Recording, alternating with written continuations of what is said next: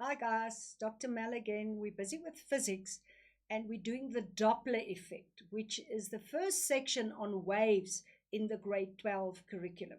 The waves of sound and the waves of light create a Doppler effect, and I'll explain that now. Let's quickly have a look at the definitions that you've done previously. We've done wavelength. Now, wavelength is from one point in phase to another point in phase. Now we could say it's there, from there to there, but it can also be from there to there, and it can be a few other places as well. So the wavelength is measured in meters, and we also have the number of waves per second. And you can see in this diagram, can you see these are moving closer and the frequency is increasing? The wavelength is decreasing. So make sure that you know what a frequency means, and remember it's measured in hertz. Another equation that you've done previously is the velocity of a wave is equal to the frequency, and as I said, measured in hertz, times the wavelength measured in meters. Now this hertz is actually 1 over t, which is second minus 1, and therefore my unit for velocity is meter per second. So make sure that you remember the stuff that you've done in grade 10 and 11. Then to apply it in grade 12, you have to do a little bit of revision. So what do? We present a wave with just a wavelength from each other. So you could in actual fact say, if a wave is doing this, if you have a look at from the top, you are seeing that point and that point, and that's the 2 points that I've indicated here.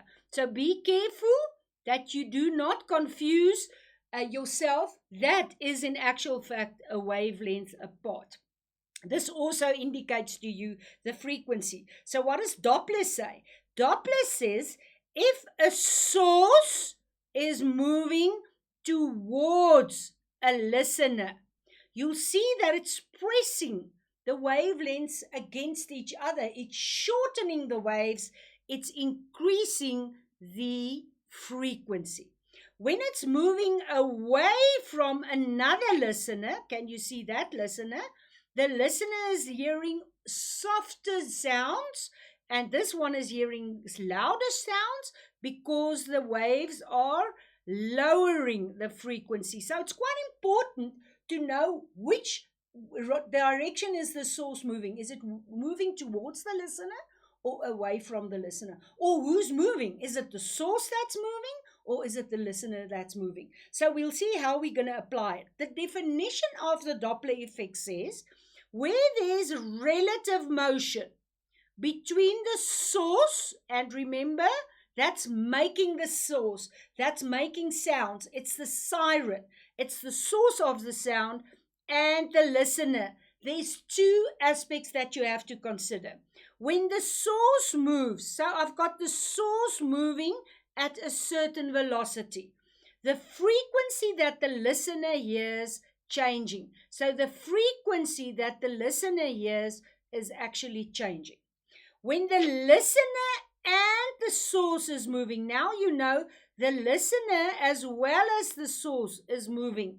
The frequency that the listener hears will also change. So be careful to see which one or both is moving and then in which direction.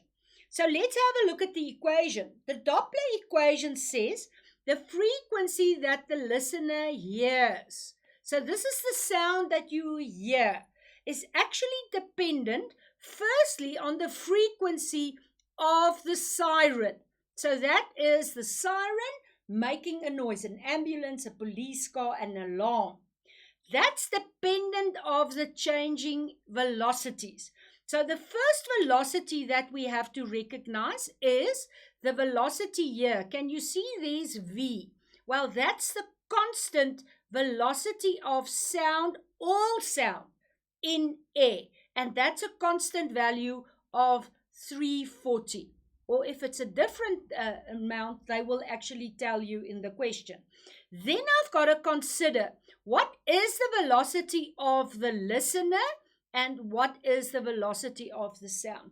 And you'll see here a plus minus at the top and a plus minus at the bottom, which you are going to change as soon as you know in which direction we have the movement. So, the Doppler effect is the change in frequency. Can you see the listener and the frequency of the source is changing?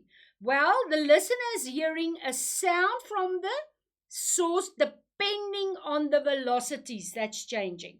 And you know now you've got at the top what the listener is listening to, and at the bottom what the source is doing. Let's have a look at the picture. Can you see I've got a group of listeners there, and I've got a group of listeners there. So they will hear different sounds. This car might make a noise, an alarm, a tooter, whatever.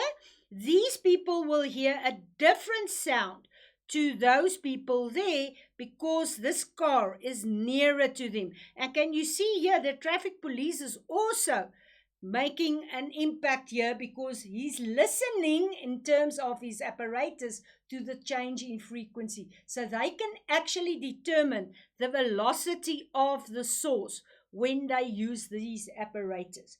Okay, let's have a look at another diagram. Can you see this ambulance making a wave? Can you see that wave there? That's a sound wave. And because this vehicle is moving towards listener A, can you see the sound and the waves will change? Now, the wavelength is getting shorter, so the frequency is increasing. And this person here will hear a louder sound. And we can see it here. The listener is stationary, so that will be 0. This would be 340, 340. But what's happening with the source? The source is moving towards the listener, so that will be a plus. And then you'll be able to calculate what frequency is this listener actually listening to. So this portion is the changing of the frequency of the source. And you'll have to be careful to allocate the correct signs. So you always write down the equation as plus minus for your first step. Then your second step, you actually have a look which one is moving. The source is moving towards the listener.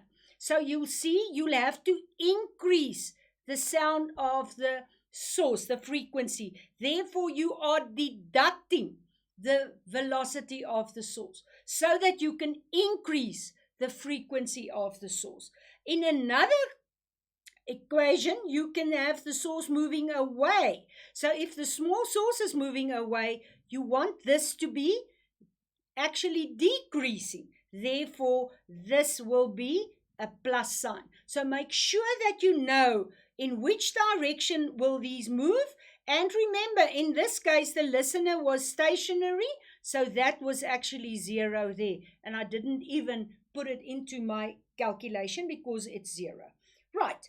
The Doppler effect is a change of frequencies.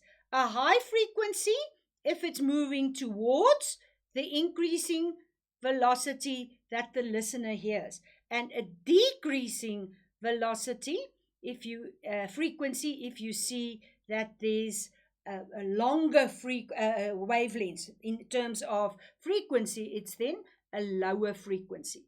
Always make sure that you work with frequencies because that's your equation's value. Let's have a look.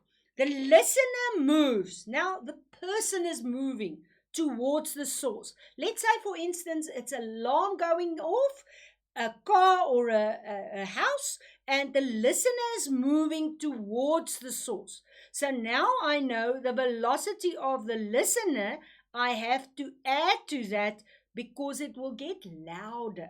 So the frequency of the source will have to increase. Can you see why I add them together?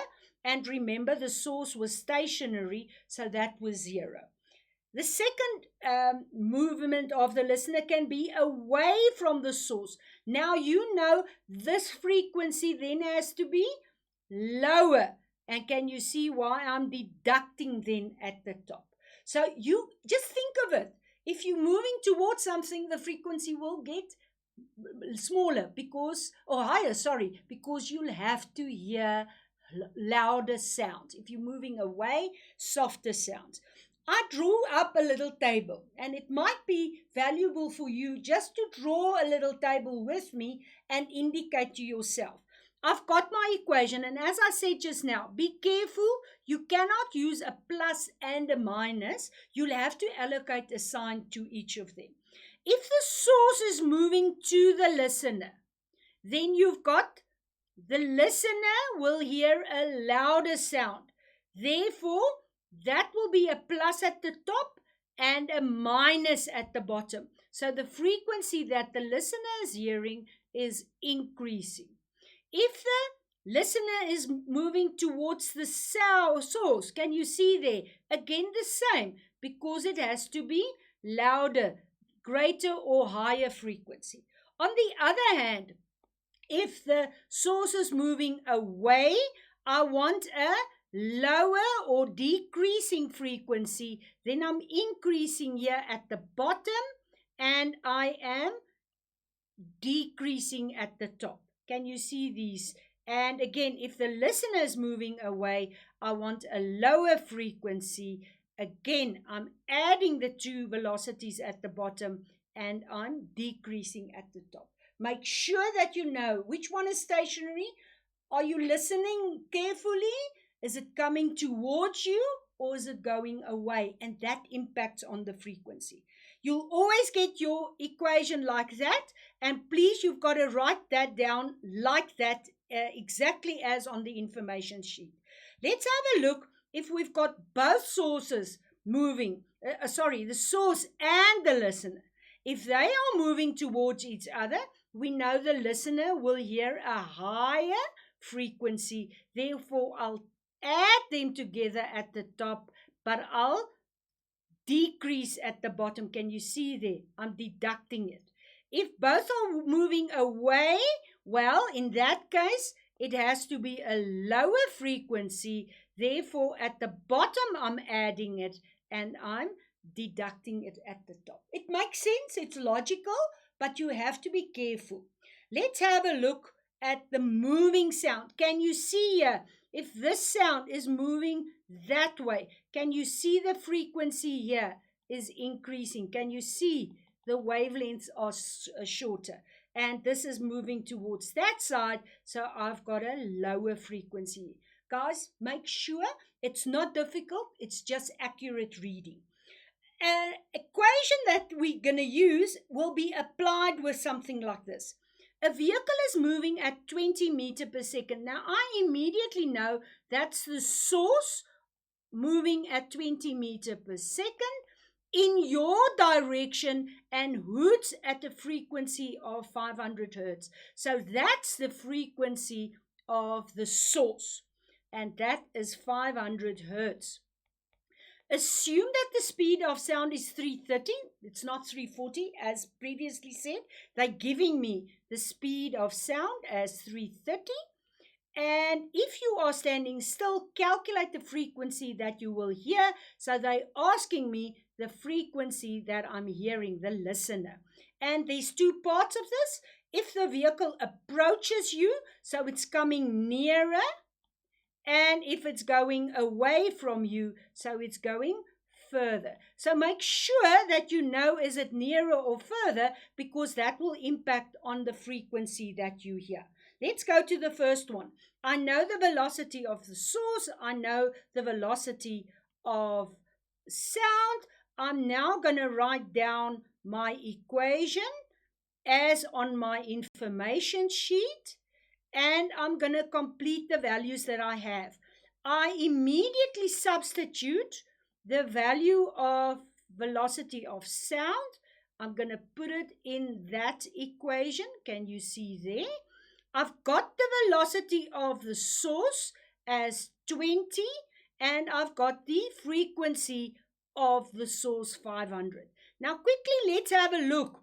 The vehicle is approaching you. So I want this value that I'm hearing to be more or greater. Therefore, I'm going to deduct the sound and I'm going to plus there, but I am standing still. The listener is stationary. Now, if you do that calculation, you will find that you get an answer of 532.26 hertz. Now, let's see if this makes sense. The source only had a frequency of 500, but because it's coming nearer to me, it's increasing the frequency. Can you see there? It's higher than the 500. Now let's see what's happening if the vehicle is moving away. You should know now. I first write down my equation as is on the information sheet, and then I complete it with a substitution. I had 330 there. I have got 330 there. I've got 20 there, and I've got the 500 there. Now let's quickly see.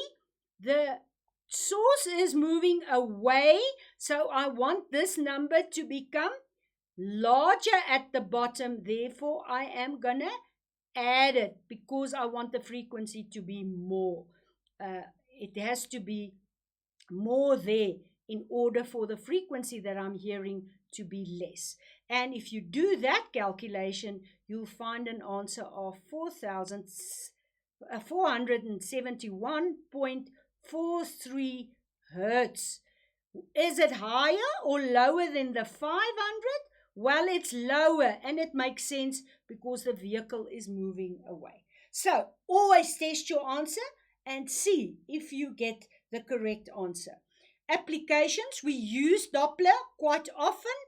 Ultrasound is used in many places where they work with these things, and it's got a frequency as high as 20,000 hertz. And we as humans cannot hear that sound, but they use it to test blood flow.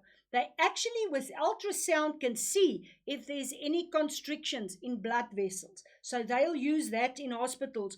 Or a heartbeat of a fetus. When you're pregnant, you go to the gynecologist and they can actually pick up the heartbeat of the fetus by using these frequencies. And they use it with speed traps. And we saw just now, you can detect the source's velocity by making use of Doppler.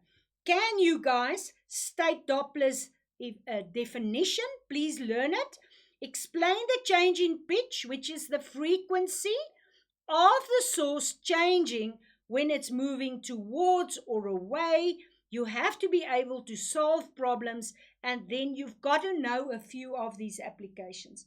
I hope you enjoy working with Doppler. We'll do another lesson where we're going to do exam questions. So get your pens ready so that we can do an application as asked in the exams. Bye-bye.